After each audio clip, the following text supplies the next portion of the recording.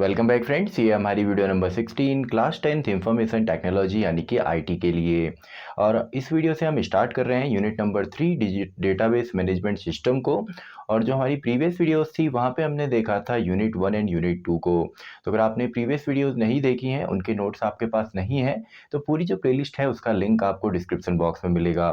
तो यहाँ पे हमारा इंट्रोडक्शन है, यानी कि थ्योरेटिकल पार्ट पहले हम यहाँ पे पढ़ेंगे, देन सभी कॉन्सेप्ट्स को हम प्रैक्टिकली भी आने वाली वीडियोज़ में देखेंगे।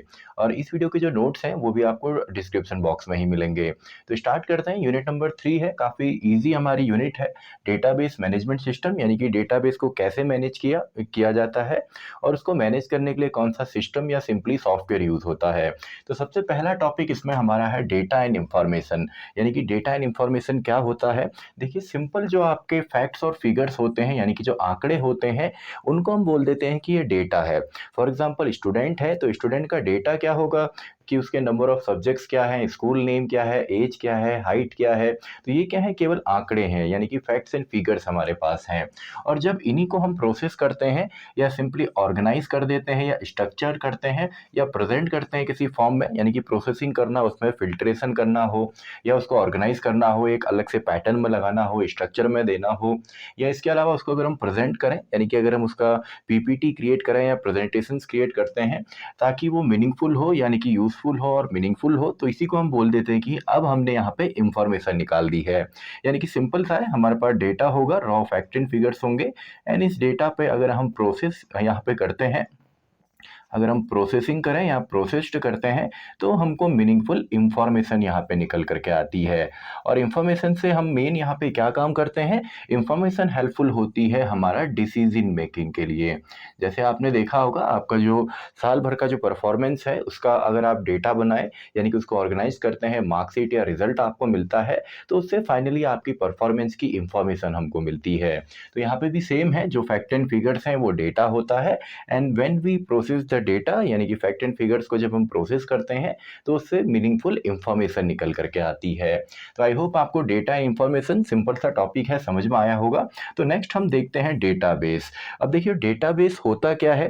पहले पुराने टाइम पे आपका जो हम डेटा को स्टोर करते थे वो फाइल में होता था, पेजेस में होता था, लेकिन कंप्यूटर के आने के बाद से अब आपके डेटाबेसेस में डेटा स्टोर होता है।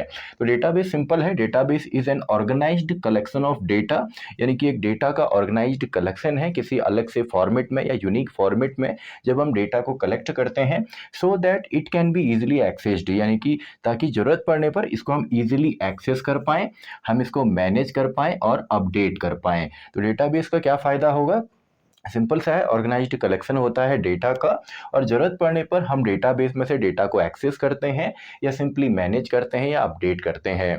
आपने देखा होगा, जितनी भी आपकी वेबसाइट्स हैं, फॉर एग्जांपल अमेजन.com है जहाँ पे आप शॉपिंग करते हैं, तो वहाँ पे जो है उनके पास अलग अलग प्रोडक्ट का डेटा है। तो आपने देखा होगा, जैसे ही नए प्रोडक्ट आते हैं तो वो अपडेट होता है, जो पुराने हैं वो मैनेज होते हैं कि वो आउट ऑफ स्टॉक है या नहीं है, या क्या उसमें कोई सेल है, तो ईजिली हम एक्सेस कर सकते हैं। आपने देखा होगा, आप किसी भी डेटाबेस पे ऑनलाइन आप डायरेक्टली सर्च करते हैं और सर्च करने के बाद वो आपको इजीली एक्सेसिबल होता है।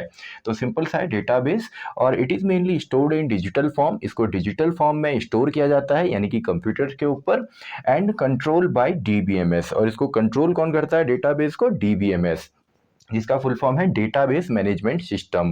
तो इसको हम आने वाली वीडियोस में देखेंगे। डीबीएमएस जो होता है, यानी कि ऐसा सिस्टम या सॉफ्टवेयर जिसकी मदद से हम डेटाबेस को मैनेज करते हैं।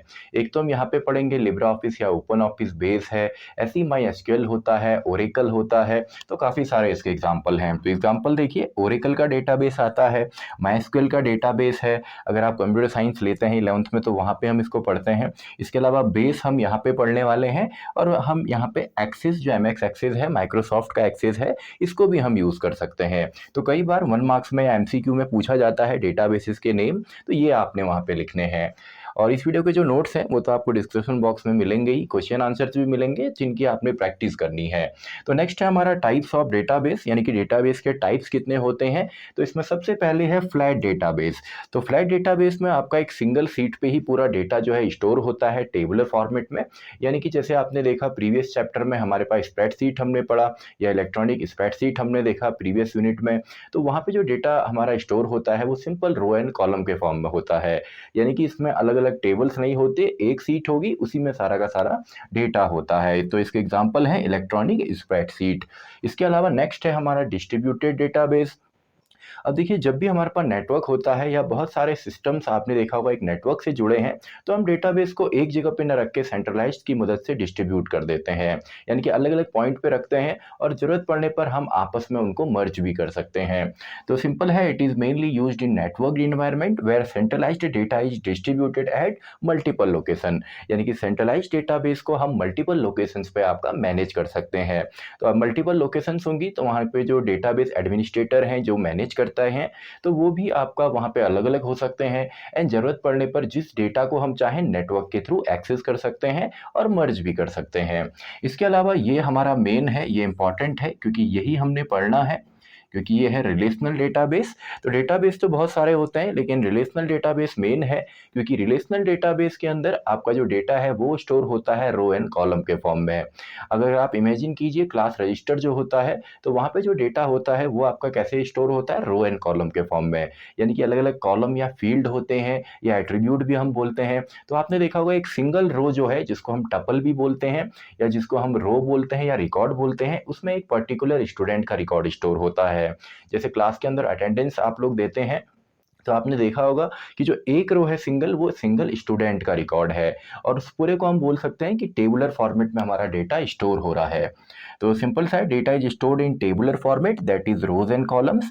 इसके एग्जांपल हैं MySQL, Oracle and Open Office base, यानी कि इन सभी में जो डेटा स्टोर होगा वो रिलेशनल फॉर्म में स्टोर होगा, यानी कि रो एंड कॉलम के फॉर्म में स्टोर होगा। तो सिंपल है, एक तो हमारा डीबीएमएस होता है, डेटाबेस मैनेजमेंट सिस्टम, कई बार इनका फुल फॉर्म यहाँ पे पूछ लिया जाता है, इनको एक्सपेंड करने को बोला जाता है। तो डीबीएमएस है डेटाबेस मैनेजमेंट सिस्टम, यानी कि ऐसा सिस्टम या सॉफ्टवेयर टूल्स जिनकी मदद से हम डेटाबेस को क्रिएट करते हैं, मैनेज करते हैं, अपडेट करते हैं। और आरडीबीएमएस होता है रिलेशनल डेटाबेस मैनेजमेंट सिस्टम, यानी कि where we use rows and columns. तो सिंपल है, इसके बाद इसके एडवांटेजेस कई बार पूछे जाते हैं। तो इजी सर्च एंड अपडेशन, अगर डेटाबेस होगा तो उसमें हम इजीली अपडेट कर सकते हैं, इजीली हम सर्च कर सकते हैं। इसके अलावा large amount of data can be managed, काफ़ी ज़्यादा जो डेटा है, यानी कि बिलियंस में भी अगर डेटा है, बिलियंस रिकॉर्ड आपने अगर डालने हैं किसी सॉफ्टवेयर में तो वो भी हम कर सकते हैं। इसके अलावा रिडक्शन ऑफ डेटा रिडेंडेंसी, तो डेटा रिडेंडेंसी मतलब क्या होता है, डुप्लीकेट डेटा आप स्टोर नहीं कर सकते। जैसे आपने देखा होगा कि अगर आपके पास आपके स्मार्टफोन में आपका कॉन्टैक्ट्स है, तो एक नंबर आप उसमें स्टोर करेंगे, दोबारा वही नंबर स्टोर करने की कोशिश करेंगे तो वो कहता है कि ऑलरेडी एग्जिस्ट है तो उसको ओवरराइट करना है या नए नाम से रखना है। तो डेटा रिडेंडेंसी यानी कि डुप्लीकेसी नहीं होती है। इसके अलावा आपका है कंट्रोल्ड इनकंसिस्टेंसी, यानी कि इनकंसिस्टेंसी हमारी कंट्रोल रहती है। फॉर एग्जांपल, आपका स्कूल में एक डेटाबेस है जिसमें कंप्लीट रिकॉर्ड है, उसके बाद आपका स्पोर्ट्स का अलग डेटा है, लाइब्रेरी का अलग डेटा है। तो अगर हम अलग अलग डेटा बनाएंगे या डेटाबेसेस करेंगे तो हो सकता है इनकंसिस्टेंट हो, कहीं पे डेटा कुछ हो, कहीं पे कुछ अलग हमारा डेटा हो। लेकिन अगर एक सेंट्रलाइज्ड डेटाबेस होगा और उसको हम सभी को शेयर करेंगे तो हमारी इनकंसिस्टेंसी नहीं होती है। देन आपका डेटा शेयरिंग, अगर डेटाबेस है तो आप उसको शेयर भी कर सकते हैं क्योंकि वो आपका डिजिटल फॉर्म में है। डेटा सिक्योरिटी, आपने देखा होगा सिक्योर आपका डेटाबेसेस रहते हैं, मेनली आपकी बैंक की जो वेबसाइट्स हैं या सेंसिटिव वेबसाइट्स हैं जहाँ पे यूज़र का डेटा होता है या गवर्नमेंट डेटा होता है, तो डेटा सिक्योरिटी रहती है एंड बैकअप रहता है। एंड डिजिटल फॉर्म में होने की वजह से आप जब चाहें डेटाबेस को प्रिंटिंग भी कर सकते हैं। तो आई होप ये सभी टॉपिक जो है बेसिक से टॉपिक से, केवल थ्योरेटिकल पार्ट था, आपको समझ में आए होंगे। तो इसी के साथ हमारी ये वीडियो भी खत्म होती है, वीडियो नंबर 16। तो मैं मिलता हूं आपसे अगली वीडियो में, वीडियो नंबर 17, जहां पे हम कुछ और यहाँ पे डेटाबेसेस के कॉन्सेप्ट पढ़ेंगे। और इस वीडियो के जो नोट्स है वो आपको डिस्क्रिप्शन बॉक्स में मिलेंगे। और अगर आपका कोई क्वेश्चन या क्वेरी रह जाती है तो उसको भी आपने कमेंट बॉक्स में पूछना है। तो मैं मिलता हूं आपसे अगली वीडियो में, वीडियो नंबर आपका 17।